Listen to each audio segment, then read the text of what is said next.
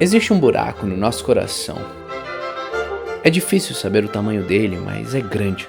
Tão grande que nada consegue preenchê-lo.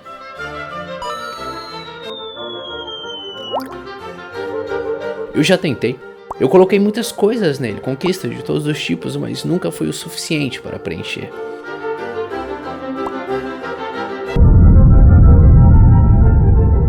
A maioria das pessoas acha que o grande amor resolverá.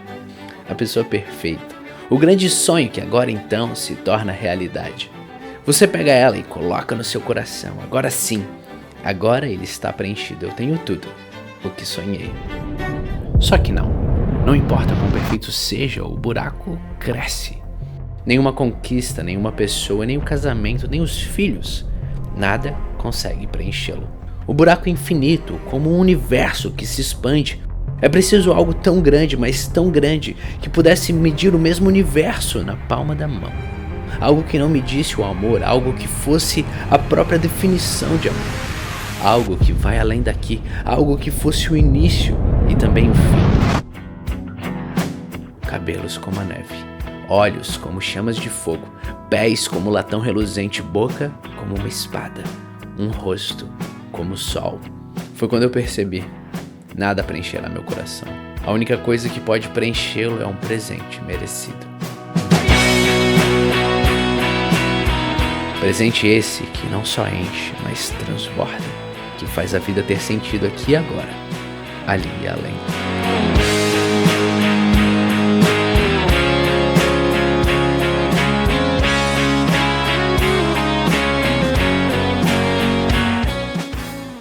Olá, senhoras e senhores, então, eu fiz esse curta inspirado num documentário de um cara chamado Max Joseph, que eu curto bastante, um documentário chamado Happiness, e é um documentário que fala sobre a felicidade, a busca dessa felicidade, o que é a felicidade, o que faz a gente ser feliz ou não.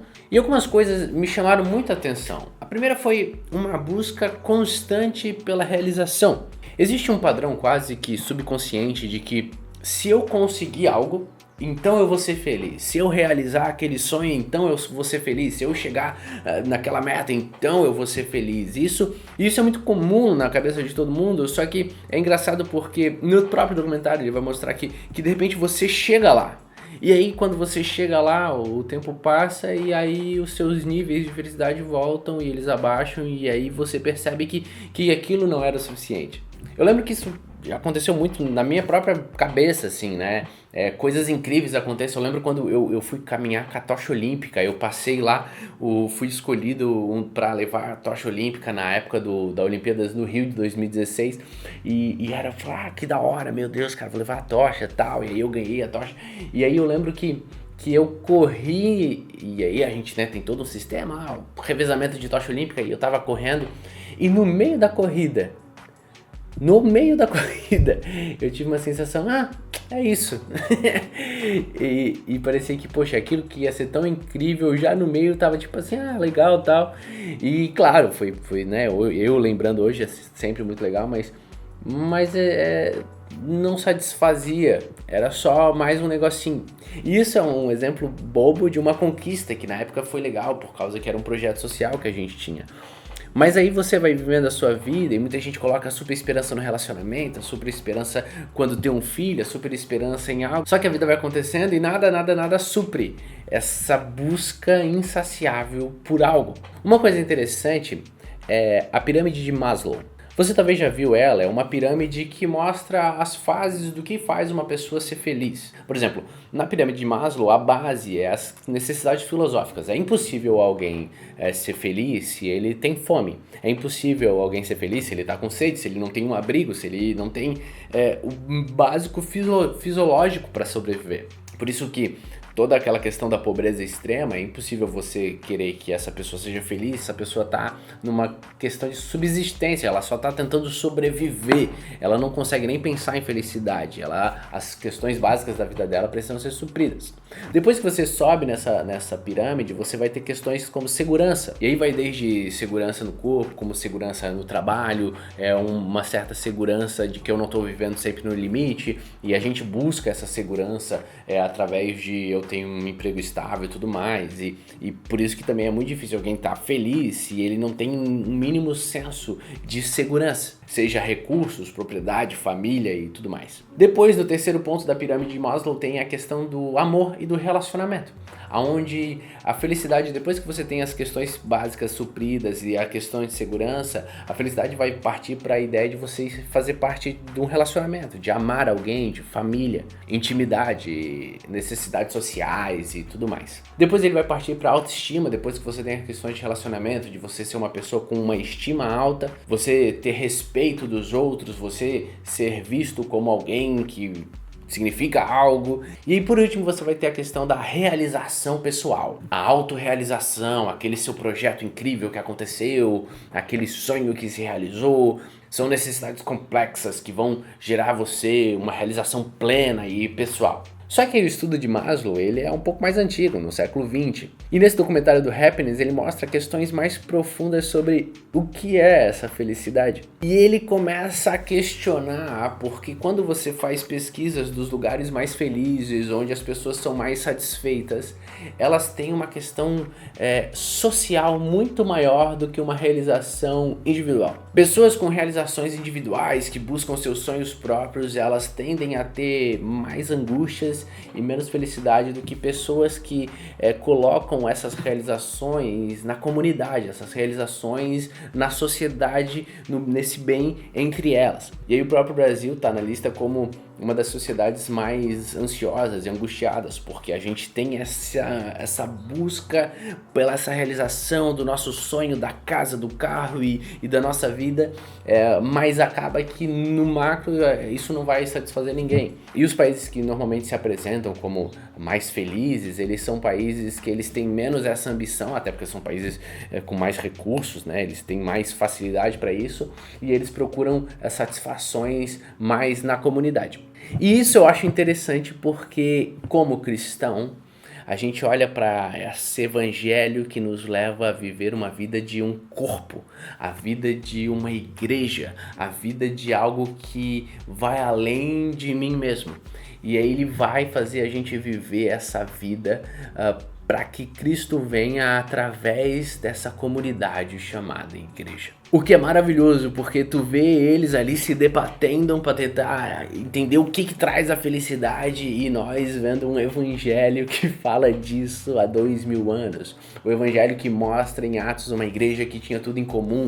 O evangelho que mostra uma igreja que caminha com unidade por não só um bem maior, mas por um objetivo muito mais profundo.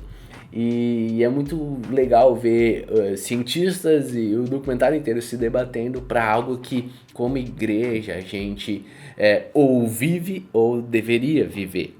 E é impressionante ver como as relações de felicidade elas vão estar de encontro a esse bem comum, aonde Cristo manda eu amar Deus sobre todas as coisas e o próximo como a mim mesmo, né? Onde é impossível amar o Deus que eu não vejo se eu não amo o próximo que eu vejo.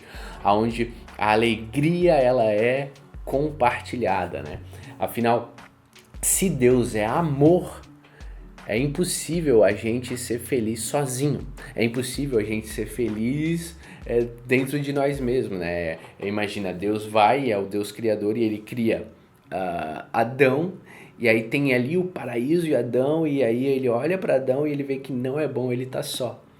E aí ele faz a Eva, e aí isso parece uma questão de casar e tudo mais, mas é muito mais profundo, porque não é só sobre o relacionamento entre o homem e mulher, mas sobre não é bom estar só. E aí quando você vê cientistas se debatendo e super pesquisando o que é felicidade, e aí eles percebem que a própria pirâmide de Maslow ela tá com problemas porque a plenitude ela tá mais próxima desse amor que é compartilhado do que desse sonho que é só seu.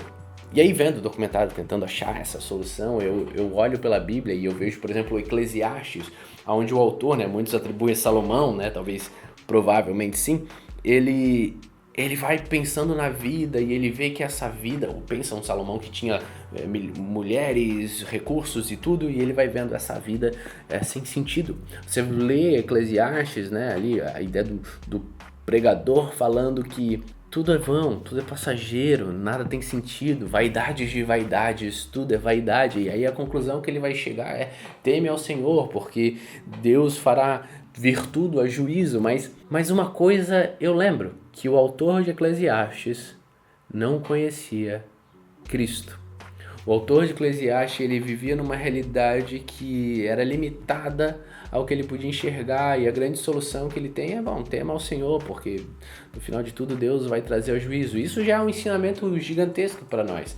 Mas quando a história avança e a gente enxerga o Evangelho, a gente começa a ver que existe algo mais profundo, algo que a gente vai fazer agora que vai ecoar pela eternidade, porque existe um Cristo que veio e morreu por mim e por você. E isso eu tentei passar um pouquinho no vídeo, sobre esse coração que nada preenche e que nem mesmo as coisas mais incríveis da terra, como uma esposa, como uns filhos, como grandes sonhos, nada é o suficiente para alcançar. A única coisa que pode preenchê-lo é algo que seja maior que esse infinito, que é esse Cristo, porque ele não só preenche, porque ele não é só do tamanho do buraquinho, ele não é tão pequeno assim, ele transborda. E esse transbordar vai fazer você entender todas as coisas através desse prisma que é Cristo. Em Romanos 5, no início do capítulo, existe uma passagem que é muito interessante e ela mexe um pouco a gente. Eu vou ler aqui para você, Paulo escrevendo aos Romanos, ele diz: tendo sido, pois, justificados pela fé, temos paz com Deus por nosso Senhor Jesus Cristo, por meio de quem obtivemos acesso pela fé a esta graça, no qual agora estamos firmes e nos gloriamos na esperança da glória de Deus. Não só isso, mas também nos gloriamos nas tribulações, porque sabemos que a tribulação produz perseverança. Aqui no 3 em diante ele começa paralelos meio loucos, porque de cara ele começa falando: nos gloriamos nas tribulações. E por isso que o Evangelho ele é tão profundo, porque ele não é uma resposta para os dias bons apenas. Ele é uma resposta para todos os dias, inclusive para os dias maus, para os dias que as coisas parecem não fazer sentido. Aí ele vai falar: nos gloriamos nas tribulações. E aí por quê? Porque as tribulações, elas produzem em nós uma perseverança, uma vontade de continuar. E aí no 4 ele continua: porque a perseverança, ela produz em nós um caráter aprovado, nós somos transformados, a gente vai se parecendo mais com Cristo. E esse caráter aprovado, ele vai produzir uma esperança. E a esperança não nos decepciona. Eu acho muito legal, porque ele começa uma coisa vai produzir a outra e ele vai terminar na esperança, porque essa esperança não nos decepciona. Porque Deus derramou seu amor em nossos corações, por meio do Espírito Santo que Ele nos concedeu. E aí eu acho que o que transborda, porque fala: tá bom, Jesus transborda, mas o que é esse Jesus? O que é esse negocinho? É uma compreensão muito mais profunda, uma contemplação por esse Cristo, onde a gente vai se apaixonando por quem Ele é, porque a gente tem essa esperança. Essa esperança não nos decepciona, porque mesmo que aqui agora a gente tenha tribulações, mesmo que aqui agora algumas coisas pareçam não fazer sentido, essa esperança de que a conta vai fechar, porque a eternidade está logo ali, é o que vai fazendo a gente caminhar transbordando. Porque agora o meu dia a dia, a minha esposa, os meus filhos, eles não são a realização em si, eles são a tradução de uma realização muito mais profunda, uma esperança que há de vir.